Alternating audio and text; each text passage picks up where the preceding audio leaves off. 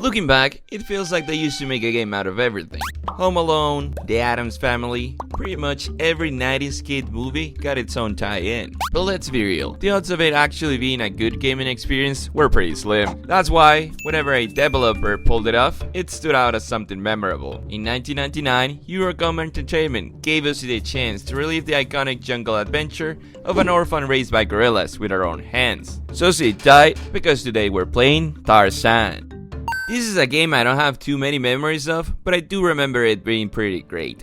A title I will definitely rank it a little lower than some other PS1 titles we played on the channel, but still it's a solid experience worth revisiting. As you will expect, the game follows the plot of the movie, told through plenty of cutscenes. I can't really show too much of those here because Disney gets mad, but we've all seen the movies, we know what happens. The adventure kicks off with young Tarzan in a stage called Welcome to the Jungle. I really like how each level is introduced with a screenshot straight from the film. It adds a layer of authenticity that makes the whole experience feel connected to the movie. The best way to describe Tarzan is as a 2.5D platformer. For its time, the 3D modeling looked impressive, but at its core it's really a polished side-scroller. The game gives you vibrant jungle backdrops, plenty of animals to encounter. Spoiler, if not a gorilla, they hate you. The controls are simple. You've got a health bar and 3 lives to work with, and that's it. No skill trees, no loot boxes, just you, a jungle, and a reminder that video games really didn't need to be complicated to be fun. Turk will often appear during the initial stages to give some advice, like bananas will replenish our health,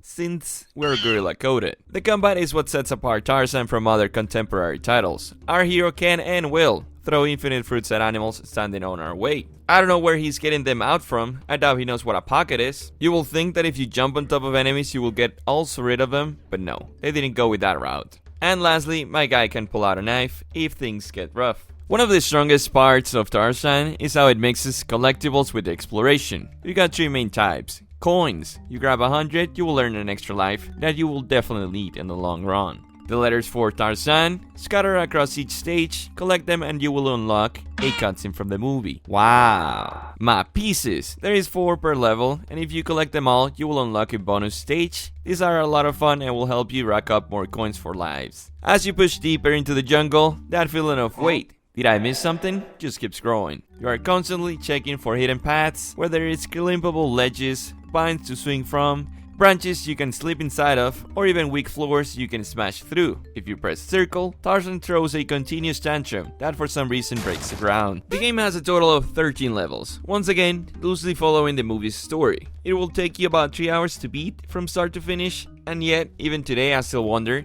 why did these games feel so endless back then? Maybe it was the lack of memory cards? Who knows? Every so often, Tarzan will hop on a branch that he will slide off at a very fast pace, and I can just wonder about the pain his feet might be ongoing.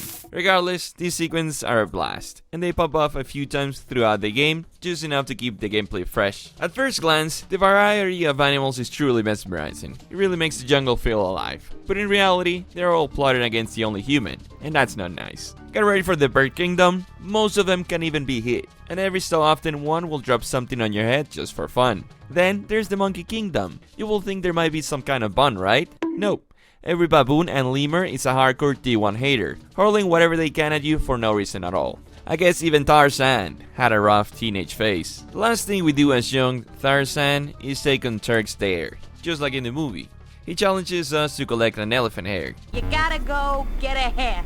Do elephants even have hair? Off we go into the jungle to find the river where the elephants apparently live. Our little guy manages to snag the hair, but of course, things go rapidly sideways, because that just triggered a full-on stampede. Now we're running for our lives. Another layer of gameplay that's surprisingly fun. It's tricky since you cannot waste any time, you have to avoid obstacles, and again, haters gonna hate, because monkeys will throw things at you.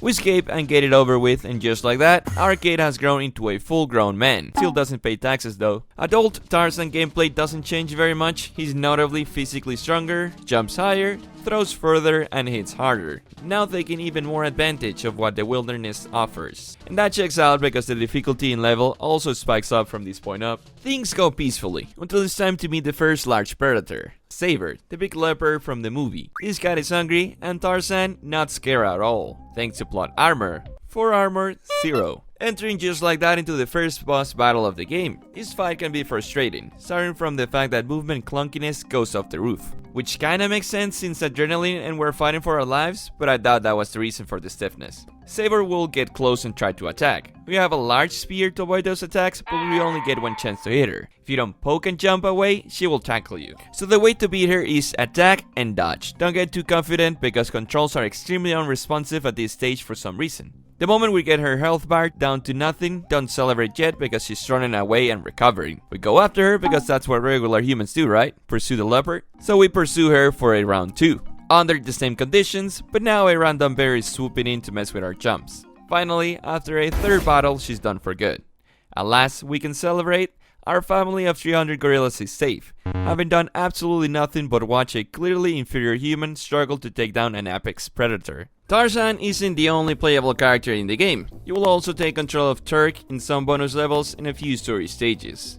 Then, Mary Jane Porter hits the screen. Suddenly we're playing as her, running for our lives from a horde of evil baboons. Of course, Tarzan swoops in to save her, not before getting hit a lot, and we end up sliding down a ledge to escape.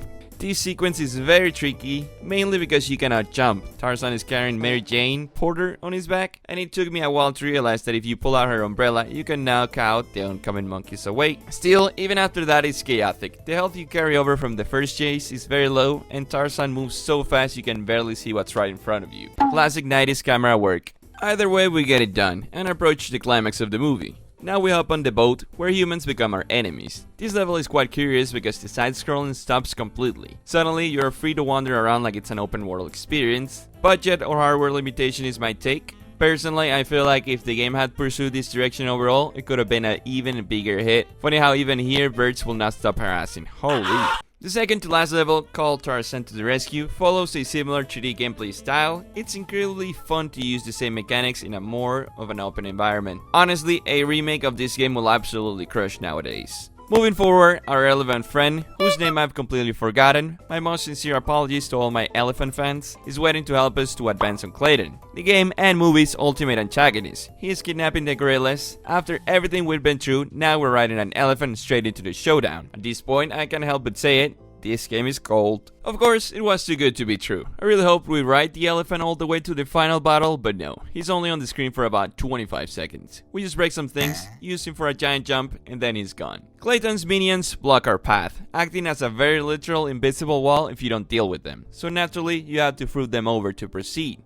And sometimes they have knives. Just a casual day in the park in the UK. The conflict with Clayton and the final level is very cinematic. He chases us all the way up a hill for the ultimate showdown. It could have been even more epic if it weren't for my anticlimactic skills. I'm not sure if it's me or just a tough sequence. At the top, we face Clayton head on. Knives for days and a rifle he has. All we have? Fruit. Timing is everything at this point. Duck, jump, throw, and survive. The HP I carried over from the first sequence basically non-existent as you can see, so this took me a while. After 20 minutes of pure perseverance, I finally pushed him over the edge, and honestly, I don't feel bad about it. Clayton falls to his death, followed by a cutscene from the movie, which of course I cannot show you. At this point, we're back at the level select, where if you hit game finished, the game just congratulates you and the credits start rolling. I expected a little bit more from them, but that's just me. And that is about all Disney's Tarzan has to offer. A great game, and in my opinion, one that you should share with your younger brother, cousin, or even your kid. It may not be groundbreaking, but everything it aims for, it excels at. And of course, the nostalgia factor carries a lot of weight for anyone from my generation or the one before. If you like the video, make sure to hit the like button and subscribe. It helps me out a lot and might help others find the video too. Reminder that you can follow me on my other socials where you can tell me what's your favorite movie. If you don't want to miss the full walkthrough, make sure to join the live streams. I tend to play a couple times a week. Thank you for watching the video till this part, and with nothing else to say, good night. Na sequência do trepa que ela fica muito louca. Quer dar uma rebolada, quer dar beijo na boca, joga